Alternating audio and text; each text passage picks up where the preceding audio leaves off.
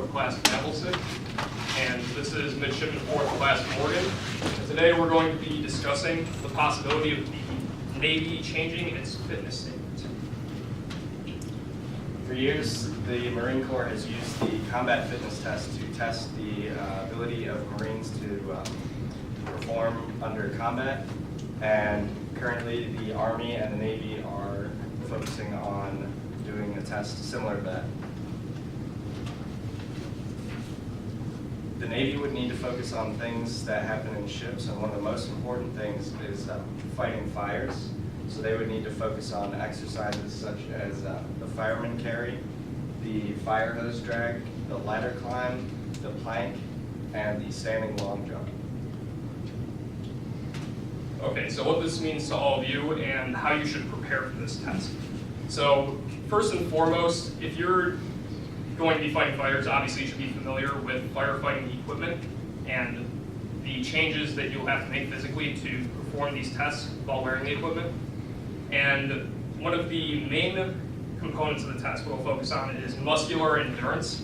So you should be tailoring your workouts to include a variety of exercises that will improve your muscular endurance. Typically, these are going to include weights in your workouts. So if you're not already going to the gym, you might want to start considering doing that to build up some muscular endurance. You should focus on explosiveness. And just a quick show of hands, has anyone ever done any Olympic type lifts before, exercises?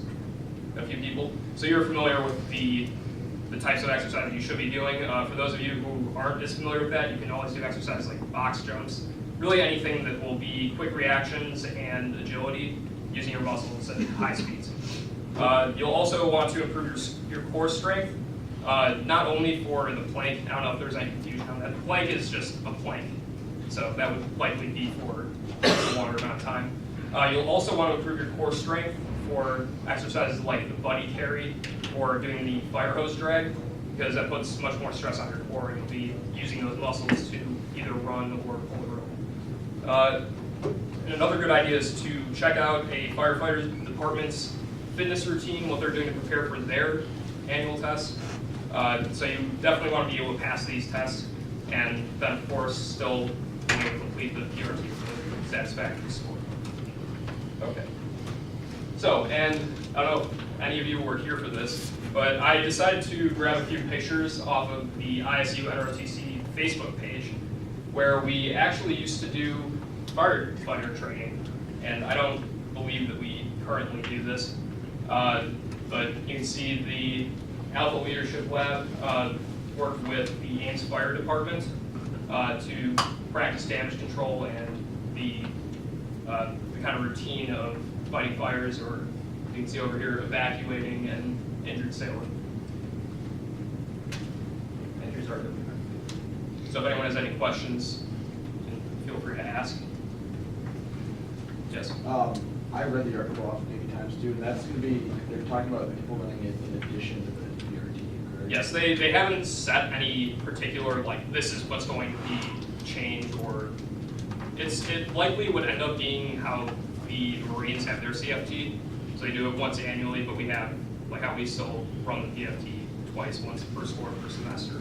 So it likely would be supplemental to the current PRT. As I mentioned, you want to keep maintaining those standards, because the tests kind of focus on different areas a little bit. Now they're just looking for exercises that would be used for this test. So more like real world combat, like I mentioned, damage control is the main point. So they need to make sure that sailors can carry out these duties, because just because you can do, is it 92 push-ups, is that what you're, that doesn't mean that you're going to be able to buddy carry down sailor. It's functional fitness, right? Yes, ma'am. Any other questions? Yes, sir. What challenges do you see with implementing that test? Challenges as far as? That, with regards to, the PRTs sit there so that we have some physical standard, but, there's challenges that are going to be in that with this, because now we're creating a new PRT standard. So in some jobs, it's extremely difficult to find time to work out. So what challenges do you see that could potentially come up with this? Yes, sir, absolutely. I think one main consideration should be for sailors who are on deployments, like on submarines where there's confined spaces, they don't have as much room to do these exercises. Or I think we had a picture up of, there was a woman who was doing a medicine ball throw. Like, you're not gonna be able to do that on a ship. I think just providing good access to gym equipment, like we mentioned, there are alternatives to doing these exercises. Like you said, you were familiar with the Olympics, so that doesn't take up quite as much space as some of the other exercises that I just mentioned, but it would be a good option for preparing for these kind of tests. But So also on things- ships running drills, they'll have to take time out of their schedules. There's a lot that has to go into it, and that's why this is still in the developmental stages. But it could be a benefit for the Navy in the long run to have this test and to evaluate your sailors. Just a question, maybe pretty good. Well, just some things that the Marine Corps has found a challenge with the CFT. Anybody know what challenges we faced in the beginning, especially? Standardization. Okay, yeah, and figuring out what the standard was gonna be for age groups, and those changed a lot in the beginning, actually. So there were some growing pains in implementation, as there always is, but we just moved ahead and continued and to work it out. It'll work. Yes, ma'am, they brushed over that briefly. And I think the top article, they talked about how they were trying to figure out what would be appropriate levels to measure based on, because, for example, doing the plank, like, it'd be hard to set a certain number on that without evaluating real world. Okay, these sailors are effectively doing their jobs. You determine they have exemplary core strength, and then creating standards based on that, and then obviously scoring. It's all timing consideration, training development, and so on. Any other questions?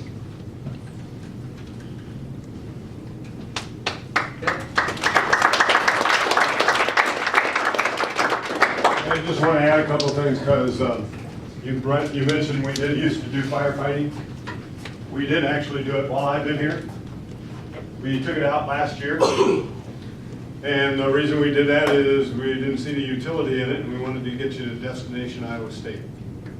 But we've since learned, at least from the feedback from the last summer class, our freshman orientation, was that we actually probably could use the time wiser by having you continue with things that we want you to do instead of sending you to destination Iowa State. So, you know, every generation or every class has its own ideas of what works and what doesn't work, and if you rearrange the furniture every time, it makes things very hard. But we can bring it back, and we're looking at how we're going to expand it back out to 5 days. So things like firefighting training, Ames Fire Department is glad to do that with us, and we do it right over here, not very far away. So we can surely bring that back, and I would offer that it's critically important to Navy folks to do firefighting. I would offer that some of the things that you can do are practical is getting up and down a ladder with gear on, all right? So put something on, some kind of weight, and then walk up and down the ladder a whole bunch of times. You can do that on any ship. And then the other part that we have trouble with is heat-related casualties. People aren't used to getting in an ensemble and walking around in hot space or dark space or any of those kinds of things. And so you either have them panicking because they're not used to the environment they're in, or because their body's not used to sweating at that rate, and they get dehydrated very rapidly, or they didn't drink enough water that day, and all those kinds of things go into this as well. So it's not only about your fitness, but it's how you are on that particular day is going to determine how well you firefight on any particular day. I will say that for all of you that are seeing this, you can expect 4 to 5 years for this to happen, right? Nothing happens fast in the military, nothing. Okay, you want to build a new class of ship, 5 to 10 years. You want to do anything new, 5 to 10. So all you freshmen, it might be hitting the fleet if they stay on the course they're on, don't have a new MCPON, don't have a new CNO that wants to do something different. You might see this by the time you get to the fleet. For all of you that are going out there in the near future, this is not going to be a reality for quite a while, so stick with what you're doing and stay fit in the areas of going up and down ladders, being able to sweat profusely and recover, those kinds of things. Those are the things I would offer that you need to do on a daily basis for the ship. Thank you, sir. I had one more news item to share with you guys, so we'll try to make it short short and sweet.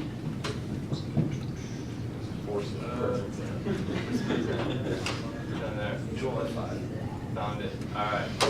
So, let's talk about some changing PT standards in the Marine Corps. We had to talk about the Navy, so now we get to talk about the Marine Corps. Alright, so, there we go. So, what are the new requirements? The new requirements are basically setting a new standard for people who want to enter into combat roles, so infantry or force recon, stuff like that. Essentially, it changes the standards for coolies who are at recruiting depots and before they can enter boot camp. So, some of these new requirements are that in order to get into boot camp, you have to be able to do a minimum of 3 pull-ups, and that's across the board, this is males and females. Additionally, you have to be able to do 44 crunches in 2 minutes, as well as 45 ammo can presses in 2 minutes, and a 13-minute, 30-second, 1.5 mile time. So, why is this significant? It's significant because they're changing it across the board. It doesn't matter what gender you are. It's basically preparing the Marine Corps to open up combat rules to all genders. So obviously, this has some questions that are raised whether or not females are going to be able to put up to this stress, right? Like pull-ups especially is what jumps into people's minds. This is where my second article comes in. So, is this for the few or is it for everybody? It's for everybody because there's been some studies that have been going on that come out with information that females can do pull-ups just as well as males.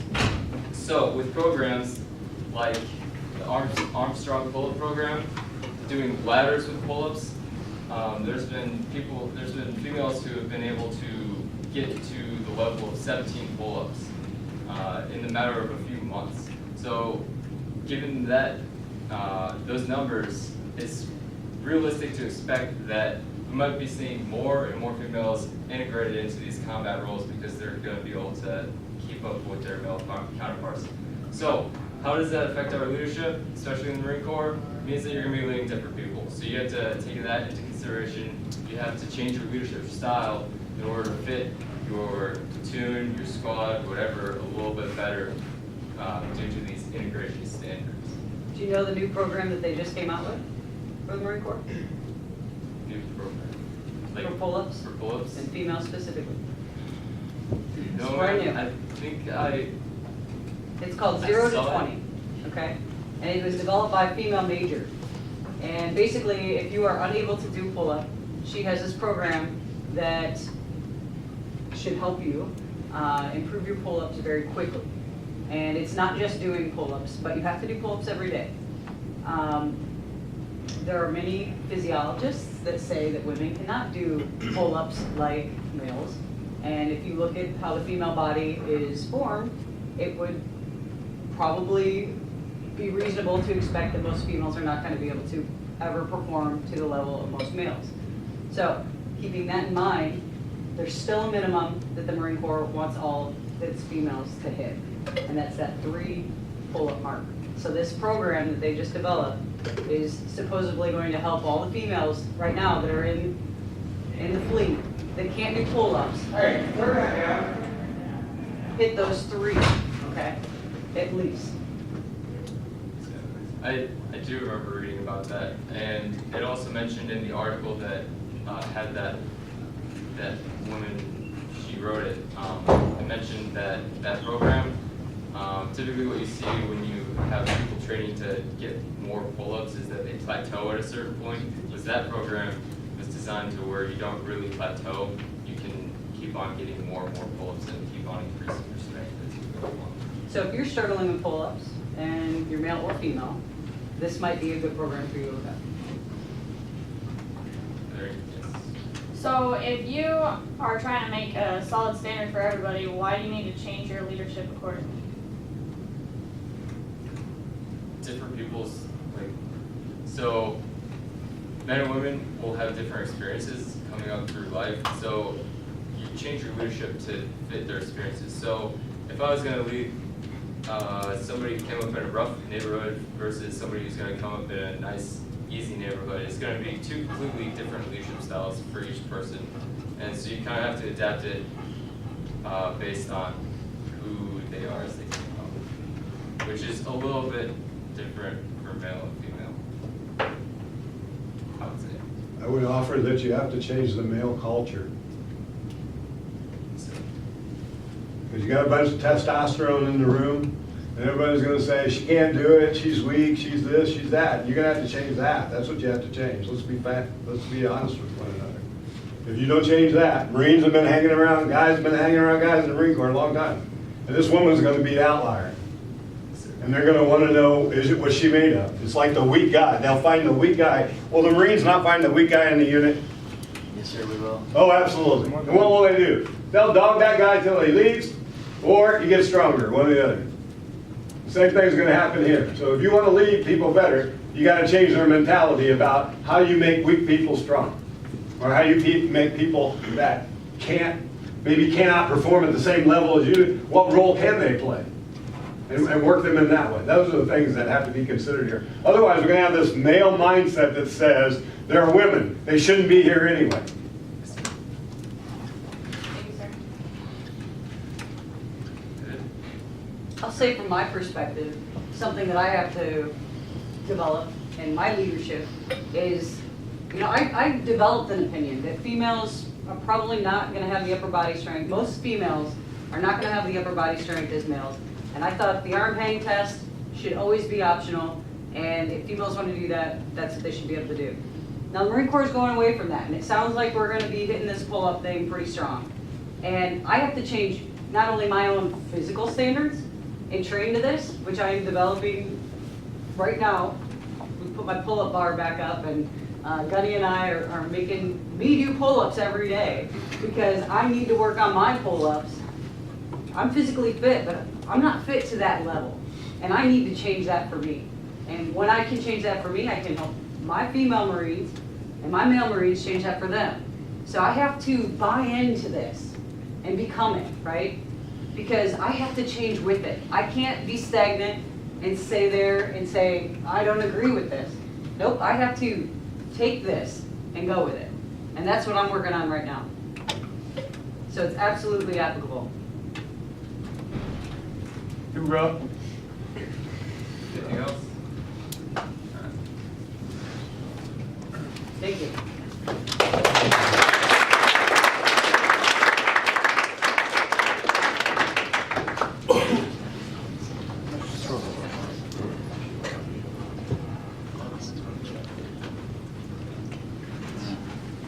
Alright, since we didn't pass word before, we're gonna do it now.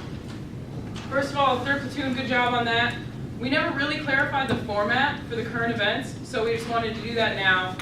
Like, all the platoons who have gone have done a great job. 2nd platoon, the way you did it with one person per current event, that's exactly how we want it done.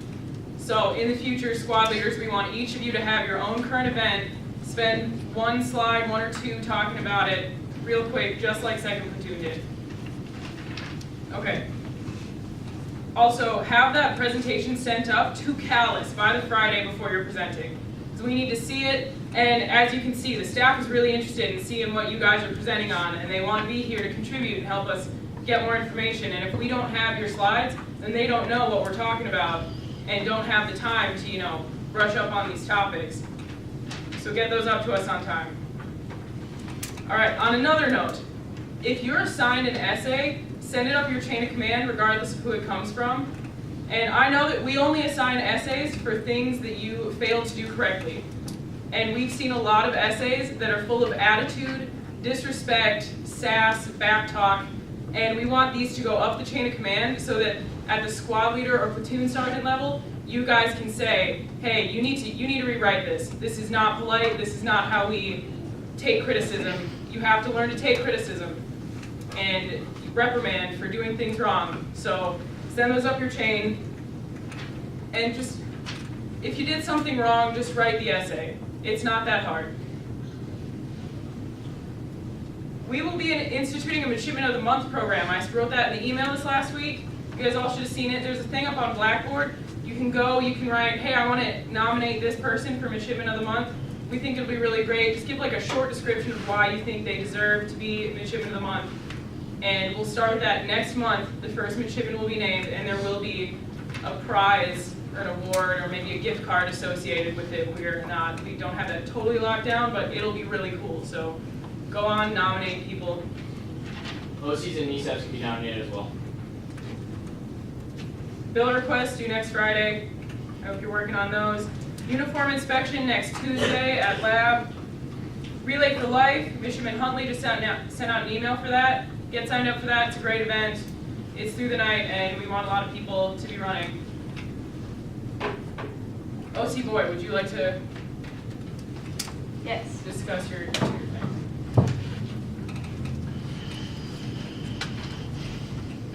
So real quick, I've got 2 things to cover and then another thing to announce. So 1, makeup study hour logs, that's in my box. That's in the academic officer box. So everybody who stands mood, you're now informed. Makeup study hour log is in my box. If you're completing makeup study hours, I expect them to be done honestly, on time, and I expect you to be checking in and out with the mood. That means that the mood needs to initial when you leave. All right? On another note, it's your guys' responsibility to be checking your logs, right? You make the logs, you're responsible for making sure everything gets logged correctly. I have put in a lot of measures so that you can always check yourself. So I shouldn't be coming in on Monday morning looking at the logs and seeing that people misentered stuff and didn't realize and didn't let me know, all right? If you make a mistake, let me know so we can work on it and fix it.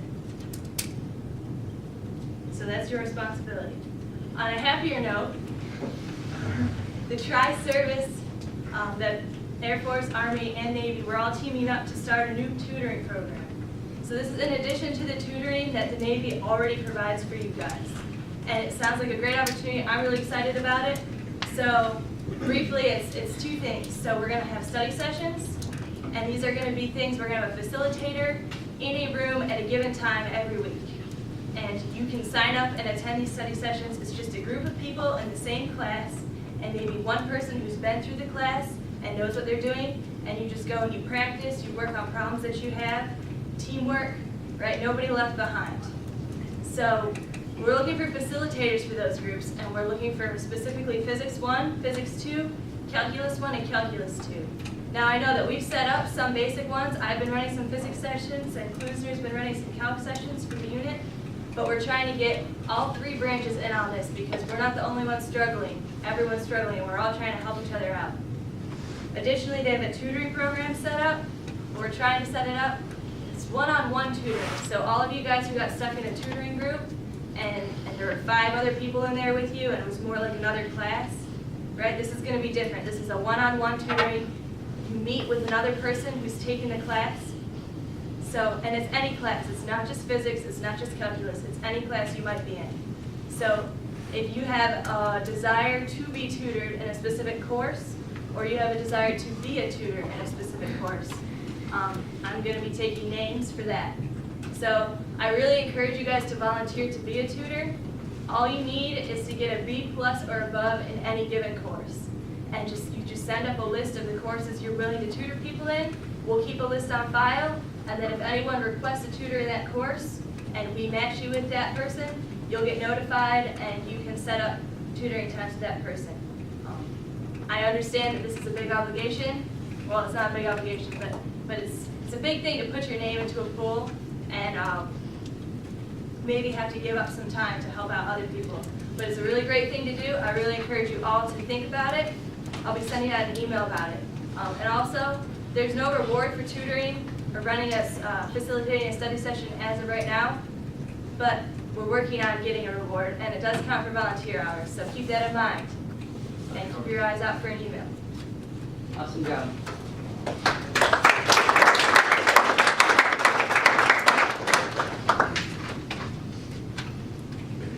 There will be a SWO here on Thursday, Lieutenant Commander Clausen. Does anyone know if I'm saying that right? All right, Lieutenant Commander Clausen.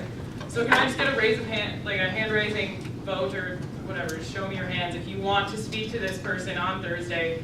We're gonna arrange a time that he'll give us a brief. So, He's a SWO, or was a SWO, and he's retiring. So if that's the route that you're going in the Navy, I highly encourage you to pick his brain. Anytime you get a chance to talk to somebody in a field that you want to be in, it'll benefit you to talk to about what their experience is. It'll be very informal, just sitting in the wardroom. He's coming by to get a coin from the unit because he's retiring. He needs that first shadow box. He said if anyone wants to talk to me, it'll be very informal. We'll talk for about 10 minutes, 20, however you want to do it, and then he's gonna go about his business. So you don't have to be in uniform, nothing fancy. He's gonna stop by, and if you want to talk to him, pick his brain, I recommend it. So. And even if you're not going into the SWO community, I still recommend you guys going because, you know, he's got different experiences that he could explain to you and what leadership styles he's figured out, what's worked for him. Maybe you can bring on there. That's one thing I learned from the Notre Dame leadership weekend. I had 7 different people talk about 7 different leadership styles, and I got to pick which ones I liked from each one. So. all right, how about you guys think about it? Randall wants to do it, all right, I will write that down. All right. Who's all interested in that? Is there a time? Around lunch sometime. He just wanted to feel it to see if he was interested, and then we can go from there. So. Okay, let's see. In the afternoon. Yeah, I see like 7. Okay, that should be pretty cool. All right, and we've got a new command plan out. So I'm gonna tell you guys about it. I'll attach it to this week's email.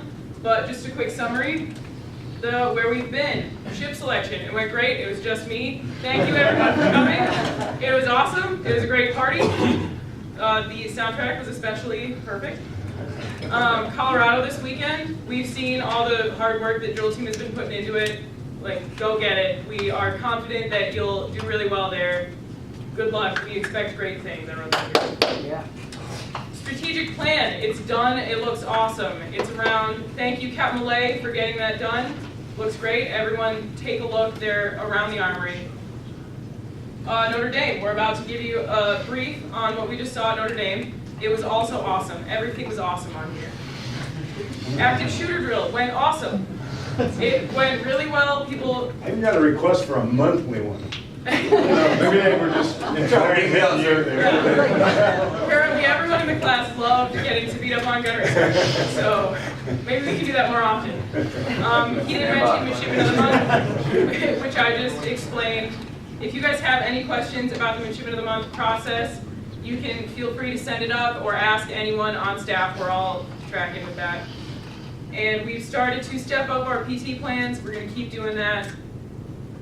You know, really think about trying to get in that 30 minutes of running a day. It's going to be awesome for you. Awesome. It's all awesome. Okay. Where we're going. Academics, as always, should be our biggest priority. DEOC survey is still open until the end of this week. Please do it. You all should have gotten an email today from both Lieutenant Burchell and the CO about the DEOC survey. That's how important it is to us. We really want everyone to do it. This is the only way you can provide your feedback and have it be seen, and you know, I mean, it's not the only way, but this is the best way. So please do that. Once it's done, a team will review it, and the results will hopefully be ready to be announced and discussed sometime in April. Spring break, everyone be safe. We're gonna have a brief about that next Thursday about safety over spring break. Relay for Life, we talked about that, and it also is mentioned that the East Hallway, we've gotten the go-ahead to secure that, so that will be happening sometime soon in the future. That'll be the officers' hallway. All right, and that's all the word I have. Now we'll move on to the presentation, still me talking. Okay, so as you can see, the 5 of us, plus Lieutenant Burchell, just went to Notre Dame for the weekend. It was really cool, very motivational. Every speaker was really great, and like Lieutenant Burchell said, gave us a different insight into their leadership style. And we talked to a 4-star general. We had multiple 2-stars. They were really, it was amazing. I would recommend trying to go next year. So they had a motto, it's on the t-shirts and all the stuff that they gave us, 1 team, 1 fight, and a lot of the presenters, they touched on that. We're all one team, we all got to work together. Ethical decision games. When we're done giving you this summary of it, we're all going to go and do our own ethical decision games. They're really cool. They kind of make you think. They elicit a response. You'll have a gut response, and then you have to sometimes you have to turn away from that. So it's interesting to see how you yourself and how your peers will react to many of these situations.